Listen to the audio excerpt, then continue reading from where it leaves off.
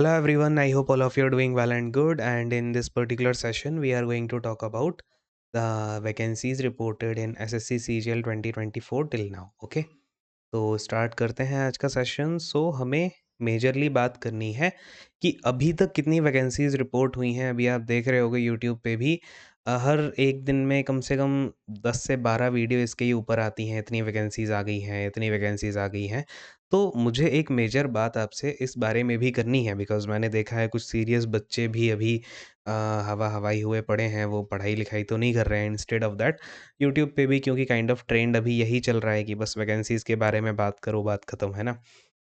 तो कुछ बातें हैं, you can think of that like बड़े भाई वाली सलाह हो गई, या जो भी है, मैं आपको जो भी ऑनेस्ट टॉक करता हूँ या जो भी हमारी बातें होती हैं, वो भी हम इसके बाद थोड़ी-सी करेंगे। और एज़ ऑफ नाउ क्या सिचुएशन है, कौन-सी वैकेंसीज़ आ सकती हैं। अब देखो यहाँ पे यूट्यूब में कई लोग सैंक्शन्ड पोस्ट कितनी हैं, वो एक आरटीआई लगा देंगे कि सैंक्शन्ड पोस्ट कितनी है और यहाँ पे अभी as of now vacant post कितनी है। तो उससे कोई मतलब नहीं होता है। इसका मतलब ये थोड़ी ना है कि जितनी वैकेंट पोस्ट हैं सारी की सारी आपके सीजीएल 2024 में आ जाएँगी, कॉमन सी बात है। अब ये जो नए बच्चे होते हैं वो इन सब झांसों में आ जाते हैं, बट जो पुराने बच्चे हैं उनको सारा आइडिया रहता है, बट फिर भी वो लोग इसी चीज़ों में मज़े लेते रहते हैं कि अभी इतनी वैकेंसीज़ आ रही हैं, इतनी आ रही हैं।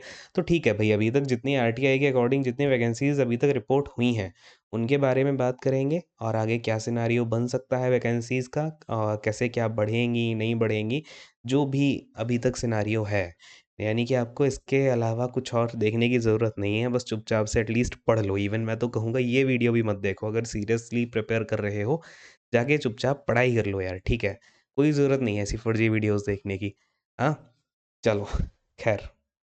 देखो यार, अभी हम बात करेंगे सबसे पहले एक्साइज़ और जीएसटी इंस्पेक्टर। अच्छा, आजकल ये वाली जो पोस्ट है, जीएसटी इंस्पेक्टर, ये बहुत ज़्यादा ट्रेंड में है बिकॉज़ ऑफ रील्स। रील्स में जो है अ, जो नए-नए बच्चे 22 और 23 में भर गए हैं, वो अपनी-अपनी वर्दी पहन के रील्स डाल देते हैं, जिससे कि आपको जोश आ रहा है आजकल। मतलब ये कंटीन्यूअसली आई थिंक ये जो पैटर्न आया है 2021 के बाद से या 2021 से जीएसटी इंस्पेक्टर पे बहुत ज़्यादा अननेसेसरी इसको हाइलाइट कर दिया गया है, जबकि इतना कुछ है भी नहीं इसमें। ऑल्दो ठीक है, एसएससी की सारी पोस्ट में इतना कुछ नहीं होता है, बट स्टिल ठीक है, बढ़िया जॉब है आपकी, जो रिक्वायरमेंट है उसके हिसाब से होनी चाहिए, और तो क्या ही है। तो खैर वैकेंसीज़ की बात करें कोलकाता ज़ोन में। अच्छा, मैंने आरटीआई नहीं डाली है कि सारी की सारी मैं आरटीआई कंपाइल करूँ, फिर उसकी पीडीएफ बनाऊँ, फिर मैं दिखाऊँ, अरे देखो, देखो ये हो गया। तो वो सब नहीं किया है। बट हाँ, यू कैन ट्रस्ट कि ये जितना भी डेटा है ऑथेंटिक है, आपको पता ही होगा। मैं जितनी भी बहुत मुश्किल से मुश्किल मैं ऐसी वीडियो लेके जाता हूँ। आप चैनल पे देखोगे करीबन 1800 के ऊपर वीडियोज़ होंगे और उसमें आपको गिने-चुने मिलेंगे ऐसे वीडियोज़ वैकेंसीज़ वाले या पोस्ट प्रेफ़रेंस वाले या कट ऑफ वाले, मैं बनाता ही नहीं हूँ, है ना? बट फिर वही बात है, जो ट्रेंड चल रहा है उस पे तो कुछ ना कुछ करना पड़ेगा। कोलकाता ज़ोन में यूआर की है 162। अब ये देख लो यार, इसमें तो कुछ बताने वाला है नहीं, एक बार आप चाहो तो स्क्रीनशॉट भी ले सकते हो। दिल्ली में टोटल आपको दिखेंगी 39 वैकेंसीज़, कोलकाता ज़ोन में दिखेंगी 412 वैकेंसीज़। अभी तक यूआर कैटेगरी के लिए तो सबसे ज़्यादा वैकेंसी हमें कोलकाता ज़ोन में ही देखने को मिली हैं। ऑल्दो अगर हम टोटल वैकेंसीज़ की बात करें तो वडोदरा ज़ोन में काफ़ी ज़्यादा वैकेंसीज़ हैं, कंसीडरिंग ओबीसी स्टूडेंट्स, तो उनकी वैकेंसीज़ ज़्यादा हैं। यूआर की तो आई थिंक एक ही है, देखते हैं आगे। तो दिल्ली में 39 वैकेंसीज़ हैं। दिल्ली में ओके, ओके, अगर आपको अगर दिल्ली चाहिए, दिल्ली ज़ोन चाहिए जीएसटी में, तो आपको अच्छी खासी रैंक यहाँ पे लानी पड़ेगी। कट ऑफ वट ऑफ की बात अभी करना बेकार है, बिल्कुल रद्दी बात है ये कि हम कट ऑफ का डिस्कशन करें अभी, या फिर ये करें कि पेपर ऐसा आ जाएगा, वैसा आ जाएगा। सबसे घटिया चीज़ है ये आज के टाइम पे, बिकॉज़ आपको ये पता नहीं है कौन-सा वेंडर आएगा। देखो, वेंडर के आने से टॉपिक चेंज नहीं होते, बट हाँ, कहीं मोटा-मोटा जो है थोड़ा-सा जो एक पैटर्न चलता है वो तो चेंज हो ही जाता है। जैसे कि अगर आप कैलकुलेटिव क्वेश्चंस देखो तो टीसीएस का था मेन टारगेट कि भई हम कैलकुलेटिव क्वेश्चंस को देंगे। कॉन्सेप्चुअली इतने ज़्यादा टफ क्वेश्चंस नहीं होंगे, यानी कॉन्सेप्चुअल आपका बहुत मिनिमल कॉन्सेप्ट रहता था, but maximum part was focused on calculation. तो ऐसे ही हो सकता है कि कोई दूसरी अगर एजेंसी आती है, वो कॉन्सेप्चुअली अलग-अलग अच्छे-अच्छे कॉन्सेप्ट पूछ ले और कैलकुलेशन पे इतना ज़्यादा ध्यान ना दे। तो हो सकता है ऐसा, है ना? बट अगर आप अच्छे से पढ़ाई करोगे, जो-जो टॉपिक है उनको आपने कंप्लीट कर लिया, तो उसमें आप ऐसे थोड़ी पढ़ते होगे कि भैया ये वाला तो कैलकुलेटिव क्वेश्चन है, इसको ही लगाएँगे, कॉन्सेप्ट ही वाला मैं छोड़ देता हूँ, ऐसे तो नहीं पढ़ते होगे। भई पढ़ते टाइम तो सारा ही पढ़ना होता है, तो ये बिल्कुल रद्दी बात है। ऐसा कुछ नहीं करने का है आपको कि अभी से ये सोचना है, वो सोचना है, बढ़िया मन लगा के तैयारी करते जाओ। कैसे तैयारी करोगे? एक सबसे बढ़िया बात बताऊँ, मैथ्स में आपको कुछ नहीं करना, जो अभी टीसीएस ने 5 सालों में एग्ज़ाम कराए हैं, 2018 से आई थी टीसीएस, 2018 से लेकर के अपना 2023 तक, है ना? 5 साल हो गए। तो इन 5 सालों में ना कुछ-कुछ आपको बेस्ट क्वेश्चंस करके मिलेंगे। Best questions of CGL 24, CGL 23, है ना? 24 तो खैर होगा। 23, 22, 21 सीजीएल 20 के बेस्ट क्वेश्चंस। तो ऐसे कुछ आपको यूट्यूब पे वीडियोज़ मिल जाएँगी या फिर आपको कुछ पीडीएफ मैं ही कंपाइल करके दे दूँगा, अगर आप कहोगे तो। क्या होगा, इन बेस्ट क्वेश्चंस को लगा लोगे तो आपको पूरा आइडिया पड़ जाएगा, भैया टीसीएस ने ऐसे क्वेश्चन कराए थे। फिर आपको क्या करना है, जो 15 से उठा लो, ठीक है। 2015 से या 2011 से उठा सकते हो। 2011 से लेकर के 2017 तक के कुछ में आप मेंस के क्वेश्चंस को ही लगा लो, ठीक है। जो मेंस का पेपर हुआ है ना, बस उन क्वेश्चंस को लगा लो। 100-100 क्वेश्चन होंगे, तो अराउंड आपके 600-700 क्वेश्चन हो जाएँगे। तो आप इनको लगा लो बस, ठीक है। इनसे आपको पूरा आइडिया पड़ जाएगा भैया अभी तक कैसा पेपर हुआ है, और इवन इनमें सारे कॉन्सेप्ट और सारे के सारे कैलकुलेटिव टाइप के क्वेश्चन सब कवर हो जाता है। तो इतना ज़्यादा दिमाग लगाना ही नहीं होता है भई। सेम काम आप इंग्लिश के लिए कर सकते हो, सेम काम आप रीज़निंग के लिए करोगे। रही बात जीके की, तो इसकी तो बड़ी-सी स्ट्रैटेजी मैं आपको बाद में बताऊँगा। ऑल्दो मैंने एक डेढ़ घंटे की स्ट्रैटेजी वीडियो बनाई थी 2 साल पहले। वो पिछले साल भी वैलिड थी, 2 साल पहले भी वैलिड थी, वहाँ से क्वेश्चन आए, और इस साल भी आपके क्वेश्चन देखने को मिलेंगे, ठीक है? तो इसमें ज़्यादा चिंता करने वाली बात है नहीं, क्योंकि वो मैंने इन डेप्थ जाके स्टार्टिंग से लेके अब तक क्या पैटर्न रहा है, उसके बारे में बात की है। अगर कुछ और उसमें एडिशन कराना होगा, तो वो मैं आने वाले टाइम में करा दूँगा, ठीक है? उसके अलावा आपका जीके पेनेशिया सीरीज़ सोच रहा हूँ कि हम इसके ऊपर कुछ काम करेंगे। अगर ये आ गई तो फिर आपको कुछ और टेंशन लेने की ज़रूरत है ही नहीं। ओके, तो ख़ैर हम अपने ट्रेंडिंग टॉपिक से थोड़ा भटक गए हैं, आगे आते हैं वैकेंसीज़ में और क्या-क्या है। जयपुर की हो गई अपनी ये 29, मुंबई में 95 हैं, तिरुवनंतपुरम में 46 हैं। अच्छा, इसको पॉज़ करके देख लेना, या मैं पीडीएफ टेलीग्राम चैनल पे डाल दूँगा। उसकी टेलीग्राम चैनल की लिंक जो है मैं आपको डिस्क्रिप्शन में डाल दूँगा, या पिन्ड कमेंट में मिल जाएगी, या ऐसा डाल लेना जा कर के @Panesia -edu, ठीक है? ये सर्च कर लेना, panacea for competitive examination Telegram पे, ऐसा कुछ सर्च कर लेना। 18.6 के सब्सक्राइबर हैं, तो मिल जाएगा। रांची में 83 हैं, लखनऊ में 37 हैं, है ना? इस तरीके की वैकेंसीज़ हैं। भुवनेश्वर में 47 हैं, गोवा में 7 वैकेंसीज़ है, हैदराबाद में 39 है, वडोदरा में 291 वैकेंसीज़ जो है आई है। यूआर की 1 वैकेंसी है, right? Hmm, and so total अभी आपकी 1125 वैकेंसीज़ जो है जीएसटी इंस्पेक्टर के लिए रिपोर्ट हुई हैं। Coming to the tax assistant, यहाँ पे 449 प्लस 51, वो जो आपका इनडायरेक्ट टैक्सेस और सीबीडीटी, सीबीआईसी की टोटल मिलाकर के वैकेंसीज़ देखिए ये हैं। एग्जीक्यूटिव असिस्टेंट की 42 हैं, पीओ की 208 है। इनकम टैक्स इंस्पेक्टर में सिर्फ एक ज़ोन की वैकेंसीज़ हमें मिली हैं, बेंगलुरु की, जो कि आपकी 9 है, 5 यूआर की, 1 एससी, 1 एसटी, 1 ओबीसी, 1 और ईडब्ल्यूएस, ठीक है? तो ये 9 वैकेंसीज़ हैं आपकी इनकम टैक्स इंस्पेक्टर की अभी तक जो पता चली हैं, और इसमें बहुत ही लेस वैकेंसीज़ आने की संभावना है। आईटीआई के मोस्टली ज़ोन जो है ऑलमोस्ट फुल ही है, ठीक है? तो ऐसी ही चुनिंदा-चुनिंदा वैकेंसीज़ आएँगी। कहीं से 10 आएँगी, कहीं से 9 आएँगी, कहीं से 8 आएँगी, कहीं से 20 आ जाएँगी। इस तरीके से वैकेंसीज़ देखने को मिलेंगी हर ज़ोन से। आईटीआई की तो बहुत ज़्यादा वैकेंसीज़ मिलने की संभावना नहीं है, ठीक है? To be honest. एग्ज़ामिनर की 20 वैकेंसी अभी तक पता चली हैं, ठीक है? ये तो है, अभी तक आरटीआई रिप्लाई से हमें पता चला है। हो सकता है कि आपका जुलाई के बाद हमें सिनेरियो थोड़ा-सा अच्छा क्लियर हो जाए, क्योंकि क्या होगा, जून में आपकी नोटिफ़िकेशन आ जाएगी, और अपना क्या है ये, जून में नोटिफ़िकेशन आएगी और उसके बाद जुलाई तक चलेगी, है ना? कैसा 9 जून को आने का है ना वैकेंसी आपकी, या 10th जून को शायद, ऐसे ही कुछ है। तो हमें तब तक सिनेरियो और ज़्यादा क्लियर हो जाएगा आरटीआई वाला। अभी क्या है कि इलेक्शन भी चल रहे हैं, तो अभी रिक्विज़िशन कोई डिपार्टमेंट हो सकता है, यूज़र डिपार्टमेंट में रुक गया हो वो काम। होता है, इलेक्शन टाइम में हम भी सुस्त बैठे हुए हैं, तो ऐसा हो जाता है। तो ठीक है, तो हमें मतलब सिनेरियो ये है बात, कि हमें जून-जुलाई में थोड़ा-सा ज़्यादा बेटर देखने को मिलेगा। तब अगर आप अनुमान लगाओगे कि इतनी आरटीआई लगा के हमने ये वैकेंसीज़ पता लगा ली हैं, तो हो सकता है कि उसके आस-पास ही रहेंगी। अच्छा, पोस्टल असिस्टेंट या सॉर्टिंग असिस्टेंट, ठीक है? या सॉर्टिंग असिस्टेंट, इसमें वैकेंसीज़ आपकी अराउंड 1 से 1.2 के आने की संभावना है, और ये आएगी, ठीक है? ये है संभावना कि मिनिमम इतनी वैकेंसीज़ तो पीएएसए में आ जाएगी। फिर अगर हम बात करें एएसओ इन रेलवेज़, बहुत कम वैकेंसी, हो सकता है ना भी आए, हो सकता है 5 से 10 वैकेंसी आ जाए, ठीक है? बहुत लिटिल संभावना है। एएसओ इन एमईए, अगेन इसमें भी पॉसिबिलिटी बहुत ज़्यादा वैकेंसीज़ की नहीं है, अंडर 20 वैकेंसीज़ इसमें भी आएँगी। एएसओ एंड सीएसएस के बारे में अभी नो आइडिया, ठीक है? इसके बारे में कोई आइडिया नहीं है। जून तक ही इसके एएसओ एंड सीएसएस और जो आपका सीजीए अकाउंटेंट होता है, इसके बारे में अभी नो आइडिया। क्यों नो आइडिया है, ये हमें जून में थोड़ा-सा आइडिया लगेगा। ऑडिटर की वैकेंसी यार देखो ये बहुत बड़ा यहाँ पे झोल चल रहा है। ये जो कैग का है ना, कैग के अंदर अभी हमें आने वाले 2-3 साल में कुछ मेजर चेंजेस देखने को मिलेंगे। कैग के अंदर एक तो आपका डबल एओ की वैकेंसी आती है, ऑडिट एंड अकाउंट, ठीक है? ऑडिट हो गया या अकाउंट हो गया, राइट?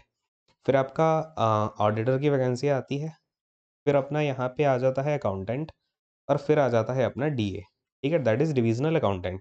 अब इन सारी की सारी पोस्ट में ना यार बड़ी मगजमारी चल रही है इस कैग के अंदर। डबल एओ का तो इन्होंने ख़ैर लास्ट टाइम अपना पूरा वापस ही ले ली वैकेंसी, तो संभावना है इस बार भी 0 वैकेंसी आए डबल एओ में, ठीक है? अब डीए की भी संभावना इस बार ज़्यादा लग नहीं रही है कि डीए में आपकी वैकेंसीज़ देखने को मिले। हो सकता है बहुत मिनिमम वैकेंसी आए बट अभी कुछ क्लियर नहीं है, इसके बारे में मैं कुछ नहीं बोलना चाहूँगा कैग के बारे में। इवन आप देखेंगे तो ऑडिटर की वैकेंसी में भी बड़ा झोल-झाल है इसके अंदर, कुछ नहीं कहा जा सकता, ठीक है? कितनी वैकेंसी आएगी, क्या आएगी? हो सकता है कि 800 से 1000 तक आ जाए, बट अभी भी अगर आएगी तो 800 से 1000 आएगी, नहीं आएगी तो 0 वैकेंसी आएगी ऑडिटर में, है ना? आएगी तो 1000 के लमसम तो आएगी, ठीक है? ये कहानी है। अकाउंटेंट की भी यही बात है। अच्छा, और देखो इसके अलावा ऊपर जो वैकेंसीज़ हमने देखी हैं ये वैकेंसीज़ तो आएँगी सही। इनके अलावा आपकी कुछ और होती हैं जैसे कि एनएचआरसी की वैकेंसी आ जाए, ठीक है? और कुछ असिस्टेंट की वैकेंसी देखने को मिलेंगी, है ना? असिस्टेंट आपका पासपोर्ट ऑफ़िस में हो गया, पासपोर्ट ऑफ़िस या इस बार एग्रीकल्चर में भी असिस्टेंट की वैकेंसी देखने को मिल सकती है। तो ऐसी कुछ अलग-अलग जो मिनिस्ट्रीज़ हैं उनमें असिस्टेंट की वैकेंसी थोड़ी-थोड़ी देखने को मिलेगी जो हर बार मिलती है। इसमें कोई दिक्कत वाली बात है नहीं। हुँ? तो ये सब बात है और इसके अलावा फिर वो रही सही आपकी यूडीसी वगैरह की कुछ वैकेंसीज़ मिलेंगी देखने को। यूडीसी में भी बहुत ज़्यादा मिनिस्ट्रीज़ में वैकेंसी नहीं आने की है और जो एमईएस है, एमईएस में भी यूडीसी की वैकेंसी आने की संभावना ज़्यादा नहीं है। एक्चुअली में चल क्या रहा है ना, जो कुछ डिपार्टमेंट्स हैं जैसे कि एमईएस हो गया, एमईएस को भी मर्ज करने की बात चल रही है या फिर एक मिनिस्ट्री ऑफ डिफेंस में डीजीडी आता है, डीजीडी को ख़त्म करने की बात चल रही है। ये जो डायरेक्टरेट है या कुछ ऐसी छोटी-छोटी मिनिस्ट्रीज़ हैं ना, तो इनका अभी कुछ क्लियर ही नहीं है। एक मिनिस्ट्री है आपकी एक सीएसएमआरएस करके है। ये भी मिनिस्ट्री नहीं है, ये बेसिकली आपका एक रिसर्च स्टेशन है। यहाँ पे वैकेंसीज़ जाती थी पहले। बट क्या है कि यार इन सब में ना वैकेंसीज़ की बड़ी कुछ कहा नहीं जा सकता है कि किसमें ये डिपार्टमेंट को मर्ज करें। अब यही है कि इलेक्शन के बाद क्या सिनेरियो बनता है, वो डिपेंड करेगा भैया कैसे क्या चीज़ें चलने वाली हैं। अभी आपने देखा होगा कैंट बोर्ड जो हैं, वो भी ख़त्म किए जा रहे हैं, जो कैंटोनमेंट बोर्ड होते हैं। सीजीएल की कुछ वैकेंसीज़ कैंटोनमेंट में तो नहीं, इससे ही रिलेटेड एक होता है, पीजीडी वहाँ भी जाती हैं, है ना? तो अब यही ख़त्म हो जाएँगे तो उनको मतलब वहाँ पे मैन पावर की बहुत कम मैन पावर चाहिए उनको, है ना? समझ रहे हो बात को? एमईएस का हो गया, फिर ऐसे ही जो आपका department of science and technology है, डीएसटी, इसमें एक वैकेंसी आती थी यूडीसी की इसमें क्या बोलते हैं अपना ये अरे ये सर्वे ऑफ इंडिया, है ना? तो सर्वे ऑफ इंडिया में भी मैन पावर को कम किया जा रहा है। अलग-अलग हाँ, तो इनमें भी क्या है मैन पावर को कम किया जा रहा है। तो क्या है ना ये जो वैकेंसीज़ हैं यूडीसी और इवन आप देखोगे आने वाले टाइम में एलडीसी की वैकेंसीज़ भी बहुत कम होंगी। अ, असिस्टेंट की वैकेंसीज़ भी कम होंगी। तो क्या होगा धीरे-धीरे अभी मतलब चीज़ें काफ़ी चेंज होने वाली हैं अगले आने वाले सिनेरियो में। अब आप सोचोगे सर ऐसी-ऐसी बातें कर रहे हो, हमें डरा रहे हो क्या? तो मैं आपको डरा बिल्कुल नहीं रहा हूँ, है ना? जो सिनेरियो है, जो अभी एक्चुअल में चल रहा है, मैं आपको वही बता रहा हूँ। तो हो सकता है कि आपको वैकेंसीज़ इस बार सीजीएल 24 में बहुत मतलब आप जो एक्सपेक्ट कर रहे हो, जो यूट्यूब पे हवा फैलाई जाती है कि 15 से 20,000 वैकेंसी आ जाएगी, बहुत बड़ा पहाड़ टूट जाएगा, ऐसा कुछ नहीं होगा। अगर पीएएसए में अच्छी खासी वैकेंसी आ जाती है, तब जाकर के आपकी 8000 वैकेंसीज़ तक पहुँचेगी, 8000 से 10,000 भी पहुँच जाएगी, वो पीएएसए की वैकेंसी के ऊपर डिपेंड होता है। अदरवाइज़ मतलब ख़ैर अभी तो क्या ही बोलूँ, अभी ना मैं पॉज़िटिव बोल सकता हूँ, ना नेगेटिव बोल सकता हूँ बिकॉज़ अभी कुछ क्लियर नहीं है। ऊपर मैंने आपको बताया, अगर अभी इन सब चीज़ों पे काम नहीं हुआ, तो वैकेंसी बिल्कुल यहाँ की वैकेंसीज़ आपको देखने को मिलेंगी, इन सब की वैकेंसी देखने को मिलेगी, है ना? बट अगर फिर यही बात है, अगर इन पे एक्शन ले लिया गया, थोड़ी जल्दी चीज़ें सॉर्टेड हो गई, तो आपको वैकेंसी उस तरीके की देखने को नहीं मिलेंगी। आप चाहेंगे तो इन डिपार्टमेंट की वैकेंसीज़ को आप पिछले 3-4 साल की एनालाइज़ करिएगा, सीजीएल में जो आई हैं। आप देखेंगे धीरे-धीरे ये कम हुई हैं, जो आप जिन पे लोग गौर नहीं करते हैं। यूडीसी असिस्टेंट की वैकेंसीज़ हो गई, तो ठीक है ख़ैर, ये चीज़ें हैं। अच्छा, अभी आपको क्या करना चाहिए? अभी आपको करना चाहिए सिर्फ़ और सिर्फ़ प्रिपरेशन, ठीक है? ढंग से वो भी। प्रिपरेशन करिए और थोड़ा-सा वाइड प्रिपरेशन करिए। लाइक अगर आप सीजीएल के लिए तैयारी कर रहे हैं, तो अपने जो 4 सब्जेक्ट्स हैं, इनका सिलेबस फटाफट निपटाइए। मॉक को दीजिए, आप इसमें अच्छे नंबर लेके आने लग जाएँ। जब आपको लगे कि मैं 160 प्लस पे तो चल रहा हूँ सीजीएल के प्री के मॉक में, फिर आप थोड़ा-सा और वाइड जाइए। बैंकिंग के जो टॉपिक्स हैं, उनको भी कंप्लीट करिए। इसके अलावा आपका जो रेलवे के कुछ टॉपिक्स होते हैं, उनको भी कंप्लीट करिए। सारे फॉर्म्स को फिल अप करिए। जहाँ और सारे फॉर्म को सीरियसली एग्ज़ाम देने जाइए। सबकी मतलब मेरा मतलब है कि आप सिर्फ़ अब ये नहीं टंग के रहिएगा कि अब मैं एसएससी का ही एग्ज़ाम दूँगा। अभी क्या है कि जब ये एसएससी सीजीएल की साइकिल चलेगी ना, तभी यहाँ पे आईबीपीएस की साइकिल भी चलेगी, ठीक है? और मैं चाहता हूँ कि अभी जो आपके पास 4 महीने हैं ना ये 4 मंथ, इनमें आप सीजीएल का पूरा सिलेबस तैयार करो अच्छे से और बैंक का भी साथ के साथ जो टॉपिक्स और एक्स्ट्रा आते हैं रीज़निंग वगैरह में या इंग्लिश में, तो उनकी भी प्रैक्टिस आप करके चलें, है ना? या फिर जो एनटीपीसी में टॉपिक्स आते हैं या फिर अभी क्या है कि उसी टाइम पे क्या होगा, ये जो सीजीएल आएगा, आप देखना जब सीजीएल आएगा तभी बैंकिंग की साइकिल चलेगी, तभी रेलवे में जो नॉन टेक्निकल पॉपुलर कैटेगरीज़ की आती है वो चलेगी। ये तीनों साइकिल साथ में चलेंगी और तब आप बिल्कुल नहीं खींच पाओगे। जो खींचने का टाइम है ना आपके पास, वो अभी ये 4 मंथ्स का ही टाइम है। इन 4 मंथ्स में जो मेहनत करेगा, वो आगे चला जाएगा। जो नहीं करेगा, वो फिर से अगले साल तैयारी करेगा और आगे आने वाले टाइम में 2025 के बाद 2026 इसका कुछ पता नहीं है कि यहाँ पे क्या होगा, क्या नहीं होगा, किस तरीके से हम रिक्रूटमेंट देखने को हमें मिलेगा, है ना? तो आप समझिए इन चीज़ों को, बी मैच्योर्ड इनफ।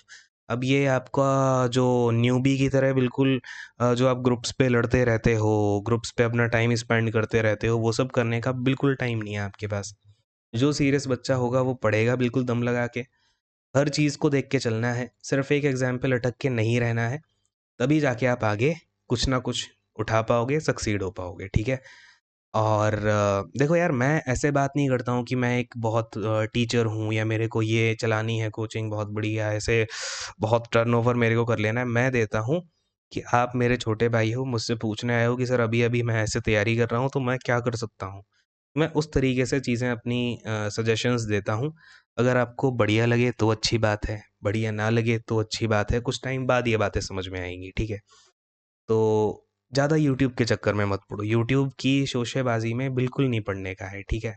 अच्छे से चुपचाप मेहनत करो, एक अच्छी-सी बुक ले लो, मैंने आपको बताया किस तरीके से आपको बेस्ट क्वेश्चंस की कुछ लिस्ट निकालनी है, उनको तैयार करिए, है ना? टाइम दीजिए अपने ऊपर, तभी होंगी चीज़ें। ख़ैर फ़िलहाल मैं इस सेशन को एंड करता हूँ। आई होप आपको जो मैं समझाना चाहता था वो क्लियर हुआ होगा। बहुत टाइम बाद वीडियो बनाई है मैंने, तो आई गेस आपको जो भी बताया है समझ आया होगा। And thank you so much. God bless you all. Take care and bye bye.